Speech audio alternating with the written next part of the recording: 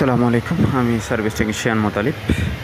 আজকে কথা বলবো টয়োটা প্রিমিও নিয়ে। আপনারা দেখতে পাচ্ছেন আমি যে চেম্বারটা খুলে রেখেছি এটা হচ্ছে টয়োটা প্রিমিও। এই গাড়িটা রানিং কন্ডিশনে রাস্তায় হঠাৎ করে আগে পিছে আর যাচ্ছে না। একটা পর্যায়ে গাড়িটা সামনে মুভমেন্ট করে না। ফাইনালি কাস্টমার আমাদের সাথে যোগাযোগ করে, আমরা গাড়িটা রিসিভ করি। তো আমরা এটার গিয়ার চেম্বারটা খুলে দেখি, এটা গিয়ারের যে চেনটা এটা ছিঁড়ে গিয়েছে। তো আমরা হাইব্রিড নন হাইব্রিড সব ধরনের কাজ করে থাকি, সব মডেলের কাজ করে থাকি আমাদের এম ক্যাপিটাল অটো সলিউশনে।